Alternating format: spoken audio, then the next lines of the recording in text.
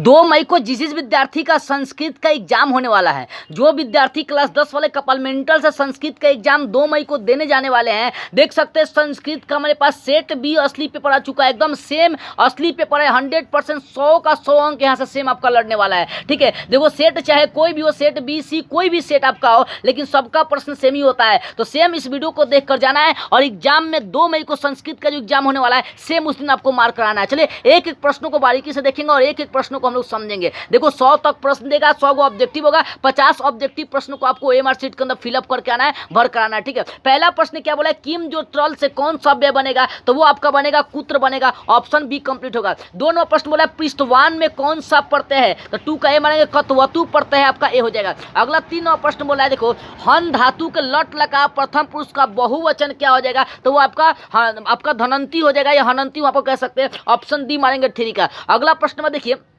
प्रश्न नंबर 4 बोला है किस समास का उभय पद प्रधान होता है, देखो किस समास का जो दोनों पद प्रधान तो द्वंद्व समास को, तो ऑप्शन ए मानेंगे 4 का। 5 नंबर प्रश्न बोला है किस पद में स्वर संधि है, तो कौन सा पद है, तो वो आपका ए हो जाएगा, सैनम में स्वर संधि है। ठीक है, अगला प्रश्न में देखिए 6 बोला है कंकणम, कंकणम का संधि विच्छेद क्या होगा, तो कंकणम का कम जोड़ कनम हो जाएगा, ऑप्शन आपका हो जाएगा बी नंबर। अगला प्रश्न बोला 7 बोला है कि एतद जोड़ श्रुतवा का संधि विच्छेद क्या, संधि क्या होगा, एतद जो श्रुतवा का संधि क्या होगा, तो इसका बी हो जाएगा, एतद छुतवा हो जाएगा, आपको ऑप्शन बी कंप्लीट हो जाएगा। अगला प्रश्न नंबर 8 बोल रहा है, देखो कर्ण से दानवीरता पाठ किस ग्रंथ से संकलित है, तो कर्ण भाव रूपक से संकलित है, आपको ऑप्शन ए नंबर हो जाएगा। अगला प्रश्न बोला वास्तविक अशांति के कितने कारण है, तो 2 कारण है, आपको ऑप्शन ए कंप्लीट हो जाएगा। अगला प्रश्न में देखो 10 बोल रहा है, प्रश्न नंबर 10 शास्त्रकारा पाठ किस शैली में, शास्त्रकारा जो पाठ है वो किस शैली में है, तो प्रश्नोत्तर शैली में, ऑप्शन बी मारेंगे। अगला जनक की सभा में कौन थी, तो गार्गी थी, ऑप्शन देख सकते हैं आपका बी कंप्लीट होगा। ठीक है ना,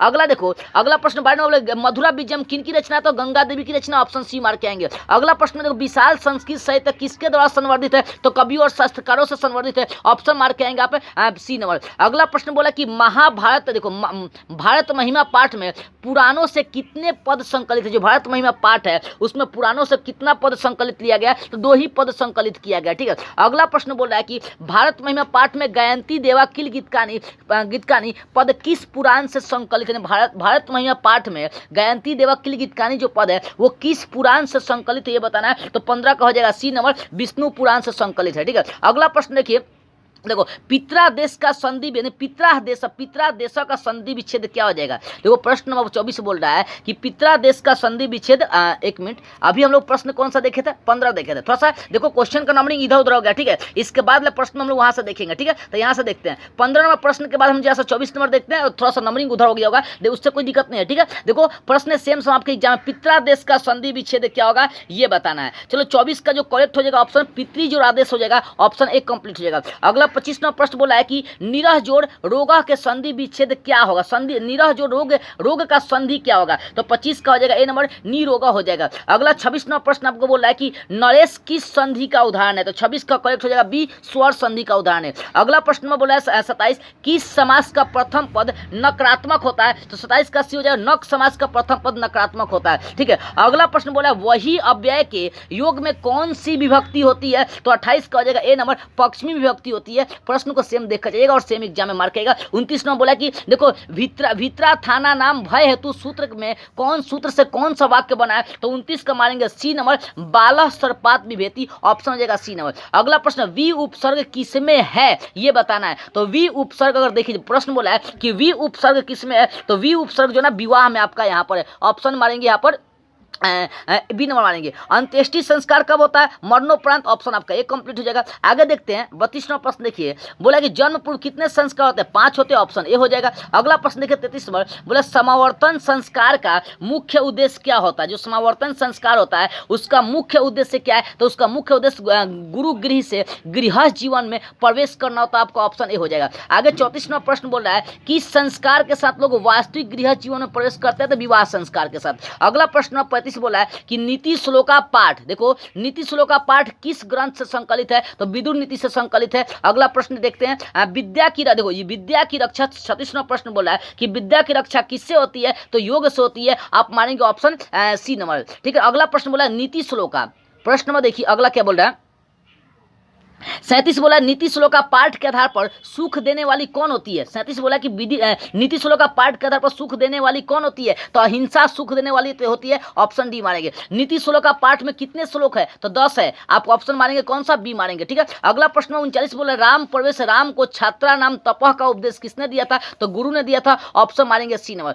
अगला प्रश्न देखते हैं, अगला प्रश्न बोला 40 राम प्रवेश राम का जन्म किस गांव में हुआ था, तो विखंड टोला में हुआ, तो ऑप्शन डी मारेंगे। अगला प्रश्न में 41 बोला है कि जब, देखो 41वां प्रश्न कि जब आलस सला में आग लगी तब कौन भाग गया था, धूर्त आलसी भाग गया, तो ऑप्शन सी मारेंगे। अगला प्रश्न सिख संप्रदाय के 10वें गुरु कौन थे, गुरु गोविंद सिंह थे, ऑप्शन ए मारेंगे। अगला प्रश्न 43 बोल रहा है कि हम सबों में भारतवर्ष के प्रति क्या होना चाहिए, तो देशभक्ति होना चाहिए, ऑप्शन मार के आएंगे डी नंबर। अगला प्रश्न 44 देखिए क्या है, प्रश्न 44 बोल रहा है कि किशोरी में कौन सा स्त्री प्रत्यय है। देखो उधर प्रश्न छूटा था तेरे के बाद, तो यहाँ से थोड़ा सा पेपर आ गया आपका, ये 14वां प्रश्न है, मैंने बोला नहीं था कि आगे थोड़ा सा पेपर इधर उधर हो गया, तो वो 14वां प्रश्न एक बार जैसा देख लीजिए, ठीक है ना। 14वां एक बार प्रश्न देख लीजिए सब कोई, 14 के बाद वाला प्रश्न है, वो पेपर जो छूटा था वो है, वो नहीं आपका वही प्रश्न है, ठीक है ना। यहाँ से जैसे एक बार देखिए प्रश्न का नंबरिंग थोड़ा सा, हाँ 43 के बाद ये 44वां प्रश्न है, ठीक है, ये 44वां प्रश्न 14वां नहीं है, कि वो अंत में पेपर आपको मिलेगा, ठीक है। देखो बोले किशोरी में कौन सा स्त्री प्रत्यय बताना है, ठीक है, तो 44 का करेक्ट ऑप्शन हो जाएगा सी नंबर, डीप स्त्री प्रत्यय है, ठीक है। अगला प्रश्न 45 देखिए, बोला है कि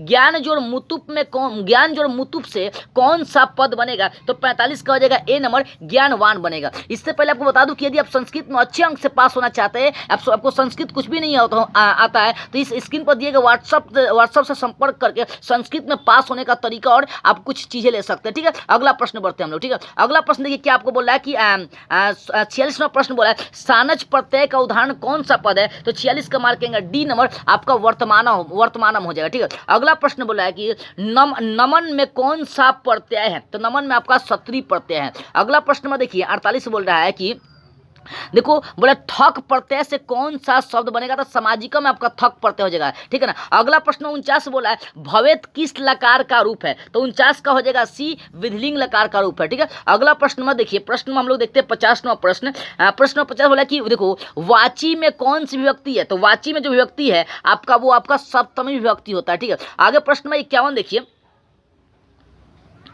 हाँ प्रश्न में 51 देखिए, बोला कि देखो स्वर्ग में पात्र से किसका मुंह ढका होता है, तो सत्य का मुंह ढका होता है, ऑप्शन जो है ना बी नंबर मारेंगे। अगला प्रश्न में देखिए, अगला प्रश्न में आपको बोल रहा है, देखो प्रश्न नंबर जो आपका 52 है वो बोला है कि देखो चंचल पद में कौन सा संधि है, चंचल पद में कौन सा संधि है, तो 52 का मार्क आएंगे ए नंबर, व्यंजन संधि है, ठीक है। अगला प्रश्न में 53 आपसे कह रहा है कि किसमें पद अपनी अपनी विभक्तियों को छोड़कर मिलते हैं, किसमें जो पद है अपनी अपनी विभक्ति को छोड़कर मिल जाता है, तो 53 का करेक्ट ऑप्शन हो जाएगा बी नंबर, समास में मिल जाता है, ठीक है, ऑप्शन बी मारेंगे। अगला प्रश्न में 54 बोल रहा है कि प्रजातंत्रम का विग्रह क्या हो जाएगा, प्रजातंत्रम का विग्रह आपका प्रजा नाम तंत्रम हो जाएगा, ऑप्शन ए कंप्लीट हो जाएगा, ठीक है। प्रश्न नंबर 55 देखिए, बोल रहा है कि पृथक अव्यय के योग में कौन सी विभक्ति नहीं है, बोला पृथक अव्यय के योग में कौन सी विभक्ति नहीं है, तो 55 का करेक्ट ऑप्शन जो आपका ए नंबर हो जाएगा, चतुर्थी विभक्ति नहीं होती है, ठीक है। अगला प्रश्न में देखिए 56, प्रश्न में 56 बोला कि यश से च भावेन भाव लक्षणम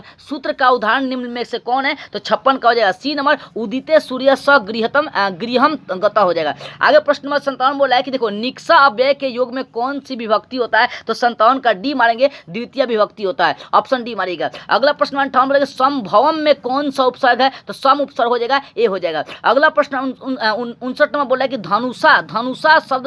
धनुषा में मूल शब्द क्या है, तो 59 का हो जाएगा बी नंबर, धनुष आपका मूल शब्द हो जाएगा, बी मारेंगे। अगला प्रश्न देखते हैं 60 नंबर प्रश्न बोला है कि अस्थि किस धातु का रूप है, तो अस्थि जो है ना आपका अस धातु का रूप है। अगला 61 प्रश्न आपसे बोल रहा है कि देखो तस्मीन पद का मूल रूप क्या है, तो तस्मीन पद का मूल रूप आपका तत् हो जाएगा। आगे 62 प्रश्न आपसे बोल रहा है देखो निवेदनम में कौन सा उपसर्ग होगा, तो निवेदनम आपका नी उपसर्ग हो जाएगा, डी नंबर। अगला प्रश्न 63 बोल रहा है कि निम्न पद में परि उपसर्ग किसमें है ये बताना है, तो परि उपसर्ग जो है ना परिणाम में है, ठीक है, जो ऑप्शन दिया उसके हिसाब से। अगला प्रश्न देखते हैं 64वां प्रश्न बोला है आपका किस वाक्य में देखो सप्तम धिकरणे च सूत्र में सप्तमी विभक्ति हुई, यानी कि इसमें से कौन सा वाक्य में सप्तमी विभक्ति है इस सूत्र के हिसाब से, तो 64 का करेक्ट ऑप्शन हो जाएगा बी नंबर, तिलेसु तेलम भवति, इसमें आपका सप्तमी विभक्ति है। आगे 65 में बोला कि अनंतरम अव्यय के योग में कौन सी विभक्ति होती है, बोले कि अनंतरम अव्यय के योग में कौन सी विभक्ति होता है, तो 65 का जो आपका ऑप्शन हो जाएगा वो डी नंबर हो जाएगा, 65 के कमाएंगे डी नंबर पश्चिमी विभक्ति होता है, ठीक है।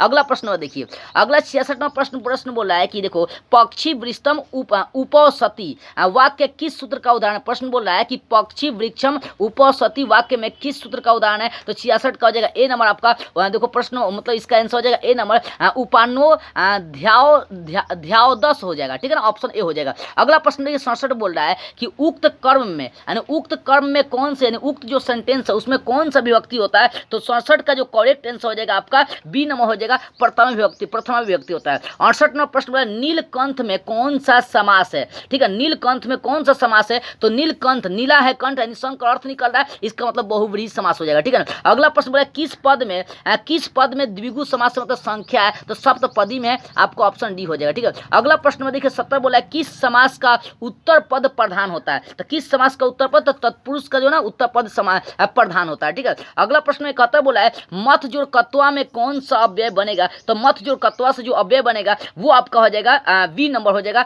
मथित्वा बनेगा। अगला प्रश्न में देखिए प्रश्न 72 बोल रहा है कि देखो सर्वदा में कौन सा तद्धित प्रत्यय है, प्रत्यय पूछा है कि कौन सा वहाँ पर तद्धित प्रत्यय है, तो 72 का हो जाएगा सी नंबर दा तद्धित प्रत्यय, ठीक है। अगला 73वां प्रश्न देखिए, थोड़ा सा क्या ना कि प्रश्न को देख लीजिए, थोड़ा सा ये कलरिंग के समय दिक्कत हो गया। देखो रजक का स्त्रीलिंग रूप क्या होगा, 73 बोला है रजक का स्त्रीलिंग रूप क्या हो जाएगा, तो रजकी हो जाएगा, ऑप्शन डी मार लेंगे। अगला 74वां प्रश्न बोला कि अनोर्नियान महत्व महियत महत्व का प्रयोग कर देंगे, ऑप्शन हो जाएगा बी नंबर हो जाएगा, ए नंबर हो जाएगा, ठीक है ना। मंगलम पाठ में कितने मंत्र है, तो 5 मंत्र, ऑप्शन बी हो जाएगा। अगला प्रश्न में देखते हैं हम लोग, अगला प्रश्न बोल रहा है 76 नंबर कि पटना में हमेशा युद्ध आग और बाढ़ का भय रहेगा, किसने कहा था, तो भगवान बुद्ध ने कहा था, आपको ऑप्शन जो है ना ए नंबर हो जाएगा, ठीक है। अगला प्रश्न हम लोग देखते हैं 77 नंबर काव्य मीमांसा के कवि कौन है, तो काव्य मीमांसा के राजशेखर लेखक है, ठीक है ना। अगला प्रश्न में बोला कि आलस कथा पाठ किस ग्रंथ से संकलित है, तो पुरुष परीक्षा से संकलित है, ऑप्शन सी मार के आएंगे। अगला प्रश्न बोला है 79 नंबर कि आलस कथा कैसी कहानी है, मतलब कि आलस कथा जो है ना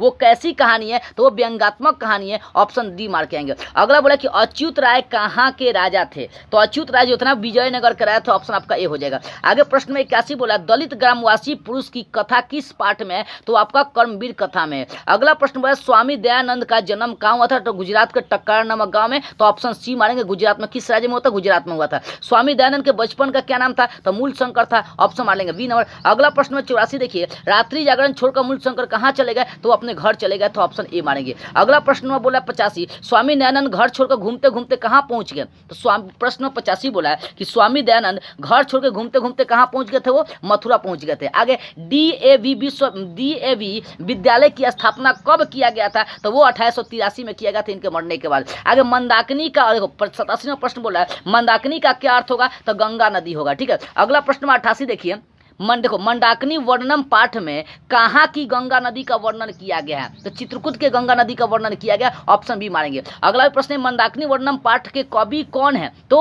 उसके लेखक है वाल्मीकि जी है, ठीक है। प्रश्न को ध्यान से देख के लिख लीजिएगा। राम ने विलाक्षी से किसको संबोधित किया, तो सीता को किया, ऑप्शन आपका ए हो जाएगा। 91 नंबर प्रश्न देखिएगा बोला भवत, प्रश्न में 91 देखिएगा,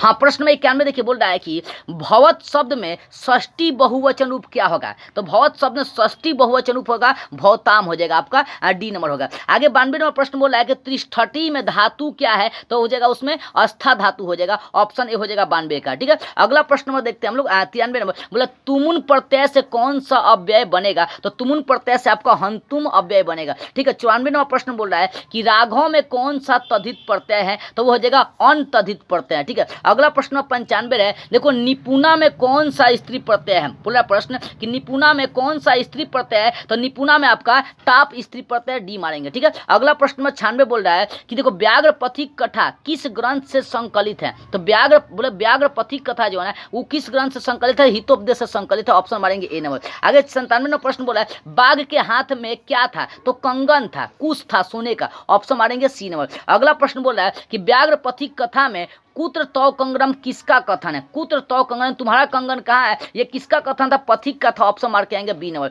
अगला प्रश्न में 99 बोला है किसके बिना ज्ञान भार है, तो क्रिया के बिना ज्ञान भार है, ऑप्शन आपका एक कंप्लीट हो जाएगा। और अंतिम प्रश्न 100 प्रश्न आपका है कि साधु का स्त्रीलिंग रूप क्या हो जाएगा, तो साध्वी हो जाएगा, ऑप्शन डी हो जाएगा। तो इस तरीके से मैंने आपको संस्कृत के 100 ऑब्जेक्टिव कंप्लीट करा दिए, सेम जाना और सेम एग्जाम में मार्क आना है। और यदि आप संस्कृत में पास होना चाहते हैं तो स्क्रीन पर दिए गए व्हाट्सअप नंबर से संपर्क करके आप 100% पास होने वाला नोट्स PDF या 100% पास होने का तरीका जान सकते हैं।